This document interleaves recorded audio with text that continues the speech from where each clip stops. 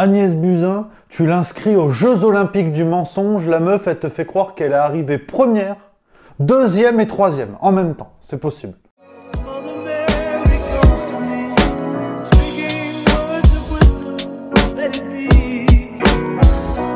Nouvelle petite série vidéo, Let It Be, les scandales du coronavirus. Bon, alors je vous...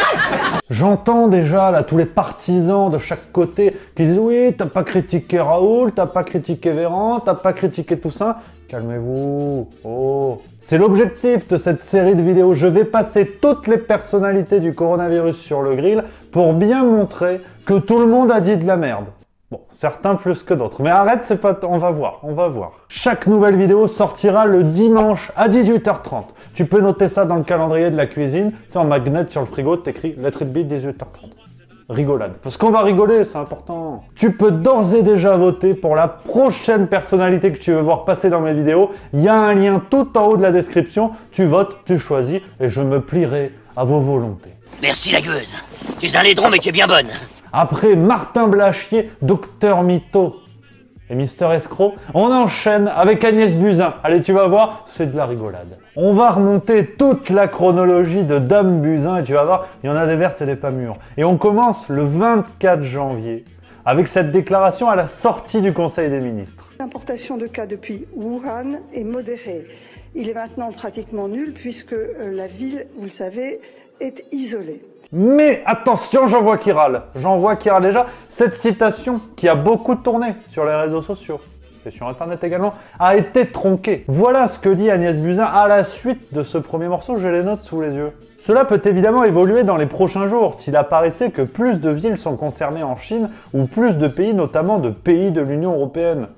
Bon, elle peut se planter, là on est au tout début, personne n'est au courant. Le coronavirus, on pense encore que c'est un Pokémon, alors tranquille. Mais c'est vrai qu'Agnès Buzyn, à ce moment-là, elle se base sur des modélisations statistiques, celles de l'INSERM en l'occurrence.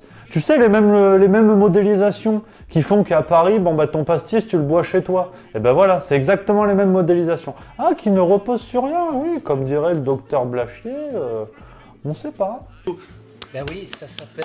Le 26 janvier 2020, 2 jours plus tard, face au grand jury de RTL, le discours est rodé sur les masques. Agnès, elle est détendue du zlibar, aucun problème. Nous avons des dizaines de millions de masques en stock en cas d'urgence de santé publique pour l'émergence d'un virus ou d'une bactérie. Donc tout cela est parfaitement géré par les autorités. Et si un jour il fallait porter un masque, nous distribuerions le masque. Il n'y a absolument aucune raison d'aller en acheter en pharmacie. Puis ça commence à se corser le 14 février. Elle est sur France Inter. Peut-être qu'elle avait autre chose à foutre, c'est la Saint-Valentin.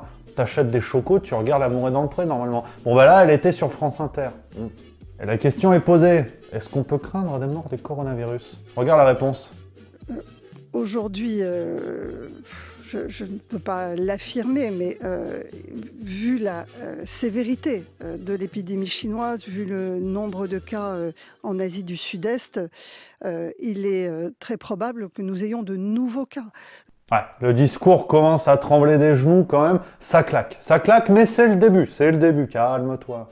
17 février, alors là c'est l'émotion. Sortez les mouchoirs, sortez les Kleenex, propres de préférence. Agnès Buzyn démissionne, elle est remplacée par Olivier Véran. Ah là, attention, ça va chialer de lourd. Mesdames et messieurs, c'est avec une grande émotion que je quitte le ministère des Solidarités et de la Santé. Ça commence à jacter sur la gestion, les premières questions fusent, mais tout va bien. Regarde. Je tiens à rassurer les Français et à leur dire que le dispositif opérationnel de gestion du coronavirus est solide. Je me suis assurée que tout était en place. Les mesures que nous avons prises ces dernières semaines sont efficaces. La mobilisation de l'ensemble du système de santé a été exceptionnelle et elle le sera encore plus demain. Et puis une autre petite séquence, le même discours, le même jour, alors que tout le monde commence à s'embrasser et que le buffet cocktail est en train de refroidir. Regarde ce qu'a dit Agnès, ça c'est intéressant, je voulais en parler avec toi. J'en suis intimement convaincue, nous avons besoin d'un récit collectif. Pourquoi cette exigence? Parce que sans récit, nous nous condamnons à des analyses comptables. Ouais, un récit collectif. Ouais. Ah bon, on a été servi, hein. Niveau récit, là on a eu la dose. Hein. Mais elle l'avait annoncé qu'il fallait raconter un récit collectif. Le 3 mars 2020, on enchaîne sur le plateau des 4 vérités, qui apparemment n'ont de vérité que le nom de l'émission. Regarde ce qu'elle nous dit, Agnès Buzyn. J'ai préparé en tant que ministre, évidemment, l'arrivée de ce virus bien avant qu'il n'arrive en France, en réalité, puisque nous avons, dès que l'épidémie a augmenté en Chine, nous avons travaillé à avoir des stocks de masques, faire des commandes, vérifier que les services de réanimation avaient le nombre de machines suffisant. Tout cela a été préparé en amont. Le stade 3 est... Ah, tout est prêt. Tout est prêt. Apparemment, la meuf, tu lui confies un flunch, l'organisation est réglo. Il y a des frites de 11h30 à 14h. Voilà, c'est pareil. On avait les masques, on avait les tests, on avait tout. Le 17 mars, c'est là que les ennuis commencent. Ouh là là, malheureux. Là, ça va chier les bulles carrées, comme on dit, dans l'Aveyron et dans le Béarn également. Le journal Le Monde, par l'intermédiaire de la journaliste Ariane Chemin, c'est elle. Bonjour. Le Monde publie un article sur Agnès Buzyn, où là, elle déclare des choses pas jolies. Oh non, elles sont pas jolies, ces choses. Je pense que j'ai vu la première, ce qui se passait en Chine. J'ai alerté le directeur général de la santé. Le 11 janvier, j'ai envoyé un message au président sur la situation. Le 30 janvier, j'ai averti Édouard Philippe que les élections ne pourraient sans doute pas se tenir. Quand j'ai quitté le ministère, je pleurais. Parce que je savais que la vague du tsunami était devant nous. L'hôpital va avoir besoin de moi. Il va y avoir des milliers de morts. Ah, c'est le jeu d'acteur, je te le lis comme ça. Mais tu vas voir, là on est le 17 mars. C'est le tournant. Le grand tournant. Comme dirait Michael Schumacher. Le temps passe un petit peu, Agnès part en campagne, à Paris, parce qu'elle a démissionné de son ministère des Santé. C'est vrai que c'était le moment de démissionner. Ça, niveau gestion, ça tombait bien déjà. Et le 28 mai, Agnès, elle est de retour sur France Inter, face à Léa Salamé, cette fois. Là, attention, ça rigole moins déjà. Là, on t'a mis la déléguée de la classe. Ben, regarde ce qu'elle va nous dire, Agnès. Je pense que nous n'étions pas suffisamment tous préparés à un tel drame. D'abord, je regrette évidemment d'avoir répondu à cette journaliste le lendemain des élections. Mais peut-être Ariane Chemin. Ah ouais, non, mais faut pas croire, depuis l'interview au Monde, elle a repris du poil de la bête. Regarde même à un moment donné ce qu'elle dit, ça c'est impressionnant. Je suis une femme directe, j'ai un langage direct. Alors c'est vrai que c'est pas tout de suite ce qui saute aux yeux, hein, mais bon, apparemment si elle le dit, c'est ça. Hein. Le 3 juin, chez Jean-Jacques Bourdin, on continue la chronologie. Là, les mensonges s'empilent, hein. C'est vraiment un jeu de cap là. Faut enlever les briques mollo quand même. Hein. Bon bah là, elle est chez Jean-Jacques. Bon bah là, on est reparti pour une nouvelle salve. Alors, tu te rappelles tout ce que je viens de te dire depuis le début? Ben voilà maintenant où on en est. Ma seule doctrine, c'est la transparence totale sur ce que nous savions et ce que nous ne savions pas. Il n'y avait aucun départ d'épidémie quand je suis partie. Et donc, je ne savais pas si elle arriverait, quand elle arriverait. 25 juin, ma séquence préférée. Sortez les pop-corn, on va ricaner. Agnès affronte Anne Hidalgo. Oui, c'est vrai que dit comme ça déjà, on dirait le titre d'un mauvais film, mais c'est ça. Eh ben regarde ce qu'elle lui dit, la Buzyn, à Mme Hidalgo, là, ce qu'elle lui met entre les chicots comme ça. Vous allez peut-être m'accuser de meurtre. Non, mais je trouve ça irresponsable en fait. C'est typiquement la méthode sans anticipation, sans concertation et l'improvisation. Réponse. Oui. Ah ouais, elle attaque sur ça. Si. Oh, c'est rigolo quand même. Et là, attention. Là, on arrive au sommet du malaise, le 30 juin, c'était il n'y a pas longtemps. Tu vois tout ce qui s'est passé depuis. Tu as vécu comme moi ces conneries sur les masques et compagnie. Et bien le 30 juin, Agnès Buzyn se retrouve devant la commission d'enquête de l'Assemblée nationale. Là, tu peux pas plus haut. C'est vraiment le top du top.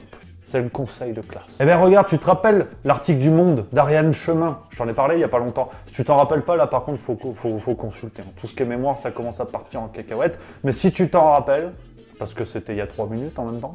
Regarde ce qu'a nous dit Agnès sur ce papier. Ensuite, sur l'article du Monde. D'abord, ça n'est ni un interview et encore moins une déclaration. Et ça n'est pas un interview. Sinon, j'aurais relu ces propos. Ces verbatims ne m'ont jamais été soumis. Ouais, bah c'est vrai que... Ouais. Pourtant, ça, c'est le tweet d'Ariane Chemin, la journaliste. Ouais, qui dit l'inverse en fait, qui dit que Buzyn elle nous raconte encore n'importe quoi, hein, c'est comme ça. Hein. Bon, et puis après ce passage devant la commission d'enquête, c'est vraiment le petit William qui n'a pas préparé son exposé de géo en 4e. Excusez-moi. Ce que nous avons mis en place au ministère de la Santé depuis le 10 janvier est sans commune mesure, en tous les cas en termes d'anticipation, avec ce que j'ai vu notamment dans les autres pays. La ministre ne gère pas plus les masques que le reste. D'apprendre qu'une très grande quantité de produits sont périmés en octobre 2018 et qu'il faut reconstituer une très grande quantité de stocks d'État, et je n'ai pas envie de les préciser. Ça nécessite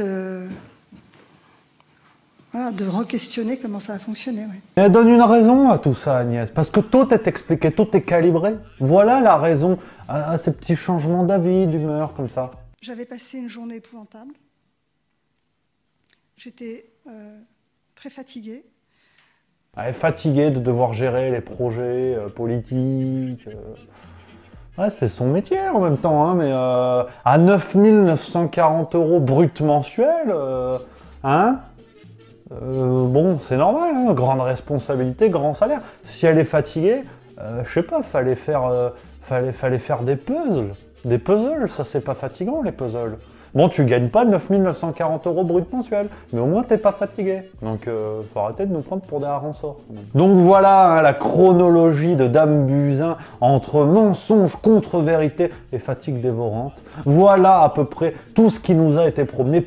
Pas étonnant qu'une perquisition ait été menée.